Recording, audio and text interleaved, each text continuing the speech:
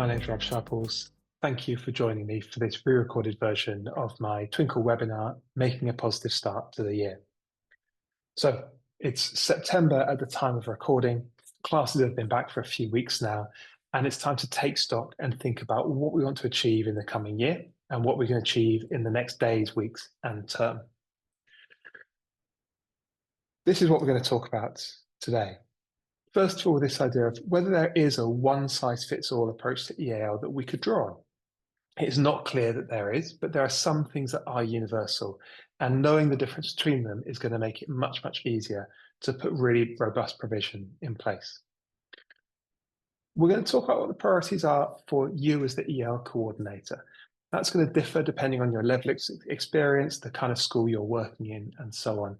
But it's really important, I think, not to assume that everybody has to do the job themselves. There's as many types of EAL coordinator as there are EAL coordinators, and the same goes for our pupils.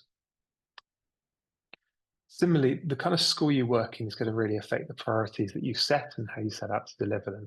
So we'll talk about what priorities might look like for the school as well, and hopefully bring it all back together then at the end so that we can get some clear priorities and action points for the term ahead. Okay, so I often hear when I talk to schools and talk to a lot of schools as each week goes by, I often hear this objection that such and such won't work here because such and such other, right? That won't work here because our pupils are too highly mobile, have too high turnover. That won't work here because our pupils are all really low proficiency. So I want us to take a step back and look at what that means, because I think the simple truth is that there's a lot more that's consistent about EL practice than is divergent. The things that are consistent for everybody are really predictable. Good structure, I think, is more liberating than a straitjacket. It means we have to innovate and change things in a smaller and smaller area of our work. So let's look at the things that we can say are pretty consistent.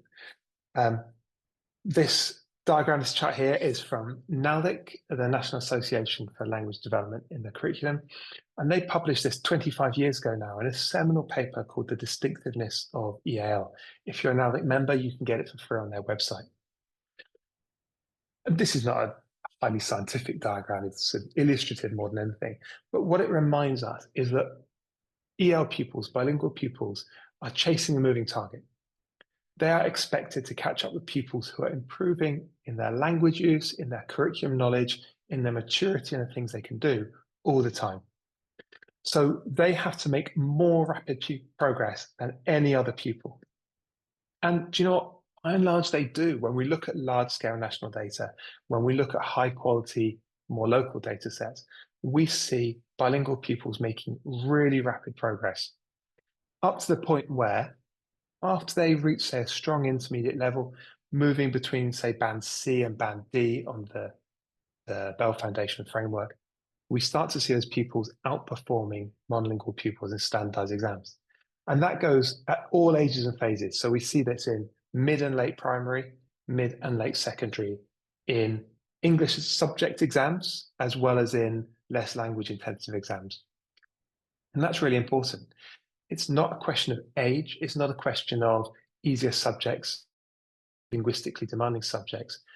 We see pupils doing well at all ages and stages of the curriculum if they can get the language that they need. And the kind of language that they need is distinctive, because EAL is about language and about subject content together. I think we often focus on developing language, but what distinguishes EAL from its close cousin, modern foreign languages, MFL, English as a foreign language, EFL, English for speakers of other languages, or ESOL, which in the UK we mostly use for adult migrants looking to settle in the country. What none of these have is that core commitment to subject language and subject knowledge development. And one of the reasons that's really important is it gives us the starting points for really effective EAL practice. It is fundamental to EAL that subject teachers, subject knowledge, subject language is at the heart of what we do. We're going to come back to that when we talk about what we can do for the school particularly. Okay, so we know that All bilingual pupils are facing this race where they have to make more rapid progress than anyone else. But we also know that as their language develops, it unlocks a whole load of other things that they can do. So we can expect that progress from bilingual pupils. We know that a language and a subject are deeply integrated. All of these are as close as we can get to universals. Let's stop and look for a moment at what is actually happening with those children. So we have a basic recipe for second language acquisition, or SLA, that holds true in instructed settings like classrooms as well as outside the classroom. To develop proficiency in a language, the thing that we know unlocks all the progress and attainment in the curriculum. To develop proficiency in language, pupils need lots and lots of exposure to rich language. They need to interact with others, and they need that interaction to be meaningful. What does that mean? Well, starters, that means that being in the mainstream classroom is where that exposure is going to be the richest. It means that lots of pair work is going to lead to lots and lots of rich exposure to the language. Being directly addressed by the teacher is going to lead to lots of rich, meaningful exposure to the language. This means the role of a teaching assistant is really complex because there's a risk with any one-to-one provision or small group provision that we are simplifying and thereby reducing their exposure to rich language. Now, the opposite is also true, that when done well, it mediates and allows pupils to engage with that language. But it's not a simple thing. Actually, if you're a teaching assistant or if you are setting the work of others, small group and one-to-one work doesn't automatically lead to better language acquisition, better language proficiency development. It can actually slow it down. So it's a complex and sophisticated job that TAs are doing. Interaction is really important. That interaction doesn't have to be with a teacher. It doesn't even have to be with a person. Actually, we can interact with texts in quite important ways. There's one thing that the text can't do, and that's give us feedback. So we need interaction with people because we learn whether our language use is successful. And that's part of the mechanism that gives the brain a signal on what to reinforce and what still needs work. But interacting with others, doing things with the language is really important. Trying to understand things, answering questions about them, writing, speaking as well. What's not very effective is worksheets, practice exercises that don't engage the pupil in really trying to work stuff out about the language. So they can be useful when a language point has been established to really drill it and reinforce it, but they're not so useful for that core pedagogy. And we know it needs to be meaningful. That means for EAL, really, it's about people or it's about the subject. And meaning in second language acquisition research generally means two things. It means there's an information gap. It's meaningful because we're asking a question because we want to know the answer, or there's a social gap. I'm asking you because I care about you. So when I say in a TEFL classroom where we're practicing dialogues, I say, good morning, how are you today? I don't care about the answer, right? There's not much meaning attached to that. But if I say to a close friend of mine, hi, how are you? Are you all right? I want to know the answer. So we can see that meaning is kind of intuitive, but it's about whether we care about the person or we care about the answer either way. There's a few things we can do to really enforce that. So quick pedagogical wins, maximizing exposure as much as possible, keeping children in mainstream, lots and lots of pair work directly addressing pupils. These are all things that strongly promote language development in the mainstream classroom. Other things that are really simple to integrate is this concept of noticing. Now, we've known this since the early 1990s, and it's been reinforced in subsequent research. When we draw pupils' attention to language features, they're much more quickly acquired. That can be really simple. That can be taking a text and just highlighting in bold keywords or phrases. It could be asking pupils to find a keyword and write out the sentence that it's in and maybe translate it. Looking for, finding, thinking about the meaning of words is really important. It could be as much as just pausing as you talk and say, oh, did you hear that? And one phrase I love, I mean, it's been a while since I was in the language classroom now, but one phrase that I love is giving them a color. So when we're talking about technical terminology, subject language, I always say, oh, that's one of our green words, isn't it? Write it up in a green pen. One of our green words just means this is a word we need to pay attention to. It's a worthwhile word to learn. And it had such an impact because you're limiting the number of words that pupils have to really focus on. They recognize they're important, they're really engaged with them. So just highlighting, noticing in really natural ways in your teacher talk, in the resources that you share, making sure people can notice that key language is really effective. The other thing is say the brain processes meaning before form. There's been some amazing research on this, which include wiring people up to sort of electrode hats or MRI scanners and looking at the brainwave, the electrical activity in their brains. And down to the hundredths of a second, you can see this. We respond to meaning before we respond to grammatical form. But we also see it in how quickly certain features are to acquire and how effectively pupils can use them. So at a micro scale, at an everyday macro scale, we see this. We attend to meaning before form. That's one of the reasons that famous third person S, he, she, loves, is really, really slow and hard to learn because the meaning is carried in a pronoun. That little S on the end, kind of redundant. Not all languages even use it. And for that reason, the brain doesn't really pay attention to it because the meaning's already been dealt with elsewhere. Focusing on what pupils are trying to say and helping them articulate it better, whether you're commenting on their written work, whether you're interacting with them, whether you're sitting with them for a minute to help them build up a bit of language from activity. Focusing on what they're trying to say and giving them a range of ways of saying it is really effective. Picking them up on the grammar is not effective. And this is maybe a topic for another webinar, but there's been some fabulous research that goes back to 1997, actually, a paper by Lister and Ranter that's been built on since. The 90s, by the way, were like a golden age for this kind of research. And we've developed it a lot since, but it's really, really relevant now. So they did the study of how teachers give feedback. And one of the things that they found, it's been done internationally, it's been done in all kinds of classroom settings, is the most common way of giving language feedback is just to repeat with the correct answer. And it's the absolutely least effective way of leading to change in a student's language use.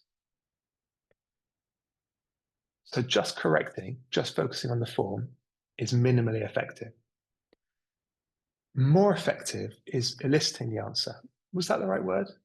Was the verb right there? Or even just pausing or raising your intonation. So the pupil says, yesterday I go to the shops, and you say, goed. That's noticing, that's focusing on the meaning there. The form hasn't expressed the meaning well. People stops and thinks and say, went. Yeah, that's much more likely to have an impact than just saying, you went to the shops. Yeah, I went to the shops. Because in one ear, out the other. But if the pupil's brain is engaged, they notice it, then it works. And the final thing says, a lot of this is about that input and output. You're hearing a language, your brain is processing it for patterns. You're using it when those patterns are successful, when people understand you, when you don't get correction. Then the brain says, right, I'll reinforce that one. Over time, that builds up to pretty good language. But you don't need your teacher for that. You just need to be using the language and getting feedback. Sometimes the teacher's expertise is really valuable because there's things that most of your peers won't know. You know, the finer points, the more technical things. But a lot of the time, it's really just about practice. So working with a partner, and think, pair, share is brilliant for this. You just have a moment to pause, organize your thoughts in your language, talk to someone else. That use of language is fabulous. So peer work, think, pair, share, etc., is incredibly powerful for language development. Okay, so we've talked a little so far about what is universal, what is kind of core to what the pupils are doing, and also how you can capitalize that on really straightforward ways as language teachers. So a lot of that will have been very familiar to people, but also not familiar to others. I want to give that as our grounding. We'll move on now and think about what does that mean for individual teachers? Think about yourself. So starting year well, to my mind, really means making sure the goals you set yourself are realistic for what you want to do and, of course, where you're starting from. I like to think that on a good day, I've got reasonably good knowledge about how children acquire language and about how we can put that into practice in the classroom. Then every day something comes along and surprises me. Um, if you were to focus on what you could do in the next weeks and term, that would have a real impact. For me, it would be thinking about your knowledge and skills, but also the team you work with. Both, maybe you have some fellow EL teachers, but maybe that team is spread out around the school, or it's a network of others outside your school. Making sure that you're not doing it alone, I think, is really, really important. And there are some basic structures that we can put in place to help with that. So I'll just give a few pointers on what I think some of those early key strategies could be. So um, we mentioned there this idea of vocabulary and noticing. 3 core strategies that I think would make a huge difference for everyone is just focusing on vocabulary, focusing on oracy, and focusing on pausing. So wherever you're starting from, I find that these are really, really powerful, and I think it's one of those things that really are a craft. You keep getting better at those no matter how long you've been teaching. I think the people that I see in the classroom that I really, really admire are the ones who make it seem absolutely seamless. And that is exceptionally hard to do. It's the people who can just draw attention to vocabulary without breaking their stride, who are really, really aware of the 3 to 5 key terms that they've picked up and who manage to weave it into their talk, into their materials, into their conversations with pupils seemingly seamlessly. And that's what I would be working on. Can I identify 3 to 5 core terms? And I'd suggest that perhaps you group these together. So you might have, let's say you're preparing for an English lesson, 3 to 5 words to describe literary technique. If you're preparing for a science lesson, 3 or 4 or 5 verbs that help you describe or report. Bringing those up explicitly but fluidly in every lesson, I think is probably the most effective thing that we can do, because we know that proficiency massively drives attainment and your ability to do well in a subject, and vocabulary drives proficiency. But we've talked about that fundamental principle that we need to use the language. And so the second thing that I'd really be focusing on is oracy. I think pair share is probably enough for this. An oracy stage in every lesson, several times a lesson, is crucial for bilingual pupils because it does 2 things for them.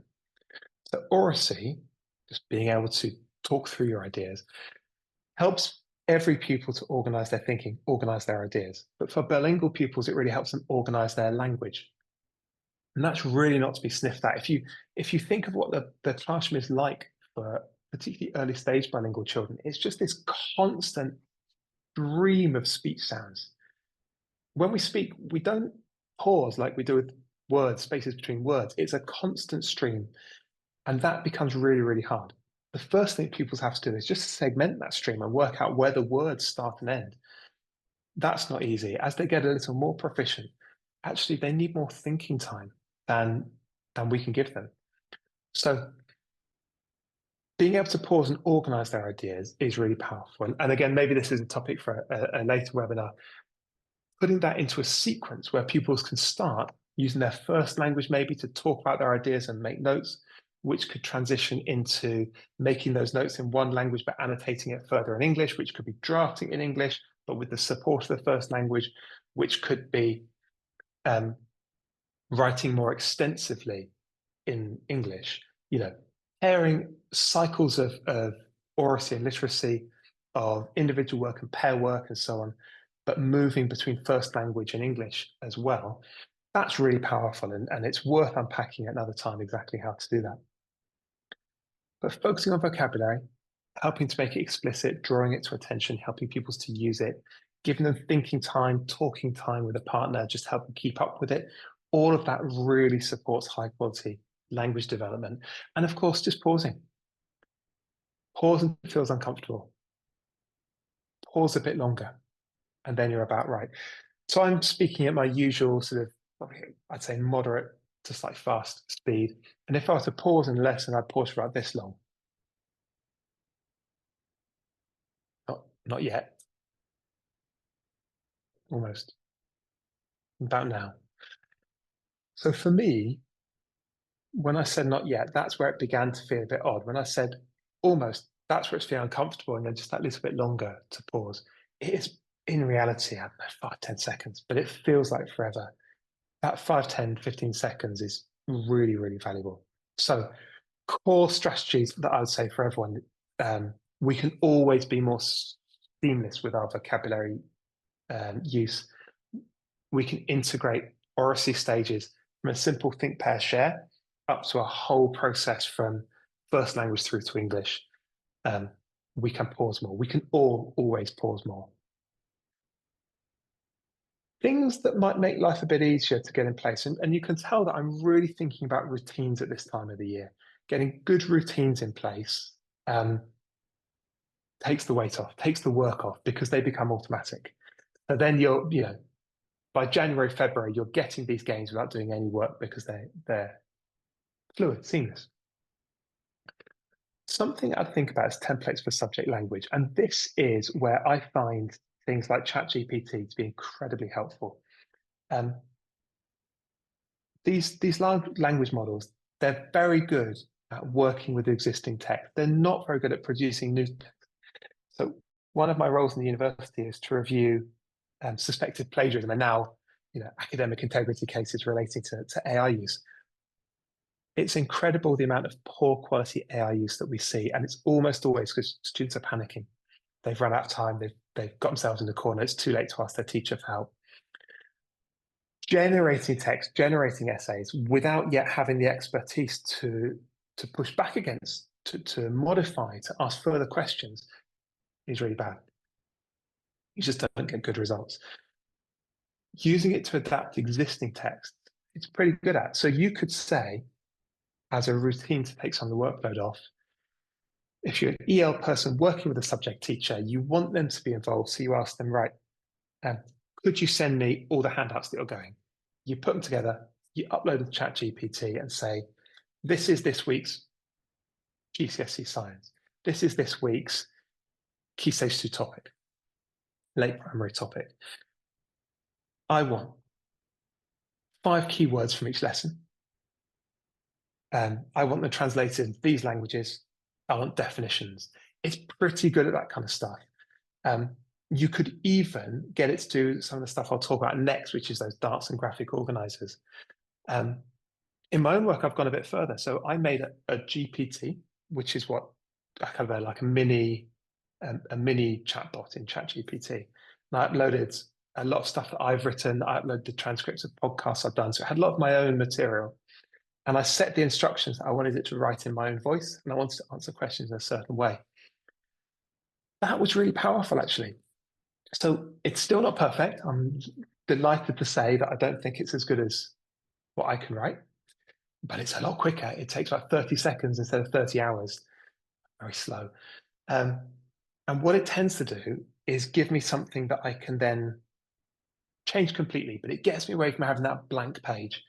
So one thing it's quite good at is if you are consistent in what you're looking for, it can generate that for you really, really quickly.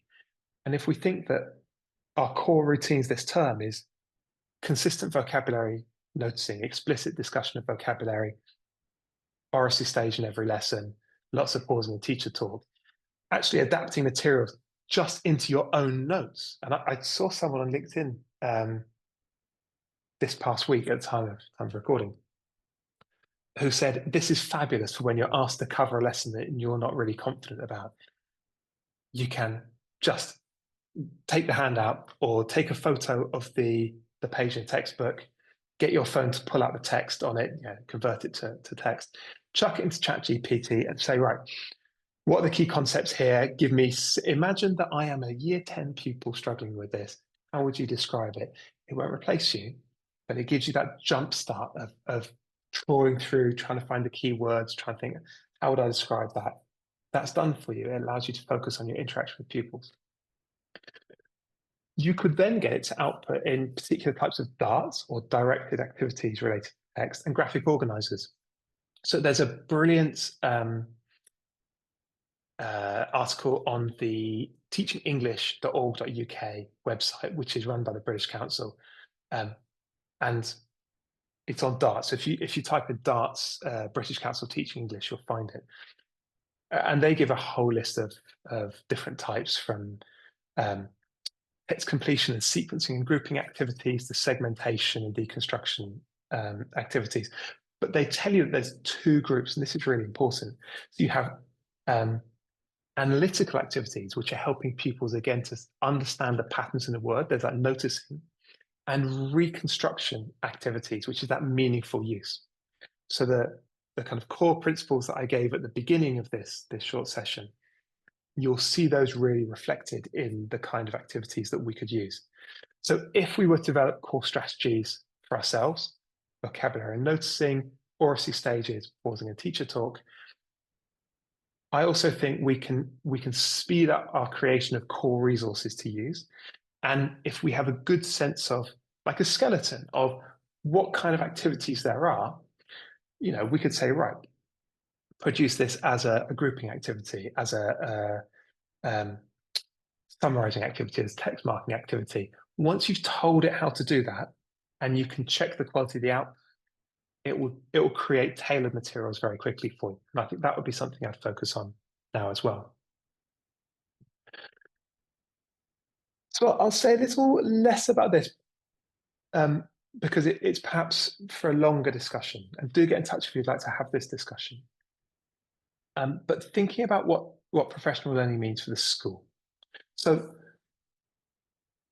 whenever I talk to schools, you ask who are the pupils, what are their needs, and so on. And EAL people, routinely will tell you, these are my pupils, this is what they need, these are their profiles. Really strong on that knowledge. But when you say, right, so what's your curriculum provision for them? You tend to have broadly similar provision for all pupils, may be varied by their level of proficiency. But of course, the needs of EAL pupils are much, much more diverse than that. So what we want to get to is more sophisticated EAL program development, because once those programs are in place, then we can start to articulate to other people what we want from them. And that gets us to that dream situation where most language support is being done in the classroom by class and subject teachers. The EAL team or lead or specialist is supporting that person to do it, and maybe doing direct teaching where pupils have particular needs. So what are the decision points for doing that? Well, before arrival is a big one. We have to do a lot of our program planning before we meet the students. But that means that we're working with fairly broad categorizations or even stereotypes. When pupils arrive, we need to think about what information are we collecting? And when do we assess them? What do teachers need to know? And on the pre-arrival information, I would focus very strongly on information that can be acted on immediately. If it's not something that they can act on really immediately in the classroom, I'd be a bit cautious about asking for that information. Language profiles, big language assessments, all of these things are fabulous, but maybe do them after 6 weeks. Because after 6 weeks, pupils have had a chance to settle. You'll get much, much more accurate results on any language proficiency assessment. They'll be much more comfortable. The family will know you and be more comfortable in sharing much more about their language heritage and the way they use language in the home. So we might say that the first 6 weeks, we have a clear program. Now, in that, the big question is, do you need a transition program? So on arrival, I would be thinking in terms of finger in the air, can this pupil do well in mainstream or not? Yes or no? And have that simple fork in the road. If not, then let's think about how we can develop a transition program to support them. If they can, how can we support the class teachers to give the best provision for them? I think my guidelines for transition programs will just be threefold. It should be time limited. It should have clear exit criteria. And the subject or class teacher needs to retain responsibility. That means they're setting the work, even if it's delivered by the language specialists. Now, I shared some of that on social media, and particularly on LinkedIn, and got some real pushback on it. And I think that's a great topic to discuss further. Would people gain the system? Would it end up with pupils maybe being pushed to graduate out of a transition program because they reached the end of the time without being ready? Yes and no. There's always a risk, but I would say we can trust each other to do the right thing by pupils. What it means is accountability. Where pupils aren't reaching the target point that we set for them in a reasonable amount of time, then we need to ask why not. Let's go back to the drawing board. Are we getting the right provision in place? Are we getting enough support across the school for it? I think that idea of having clear program options isn't to limit or constrain, but it brings clarity and accountability. That's probably quite difficult to achieve. That's why I think about it as one of those, starting from now in September and looking into the medium term. And then there's all those questions about what does that lead to about annual monitoring or termly monitoring? How are we measuring progress? How are we making sure that teachers across the school are able to language instruction? Do we need to introduce different options for pupils? All of those, I think, come from a really structured discussion around what's the role of the EAL specialist. It can't be take these pupils away until they're ready for my undifferentiated classroom. I mean, it often is. We know that. But we've got to get away from that, and I think we all know it. It's the only way to get away from firefighting is to start having that conversation around what's my role and what is your role for early and mid-stage bilingual pupils? What do you need to learn and what do I need to learn, and so on. Now, I know that some people watching this will be way ahead on this. And one of the disadvantages of having to re-record something is that we can't now stop and discuss it. And we had a great sort of question and answer session in the original one. So all I can say is I think that's probably for school level, that's the beginnings, the structure of that richer discussion around the role of language support and language specialism in the school. Okay, listen, it's a bit of a whistle stop.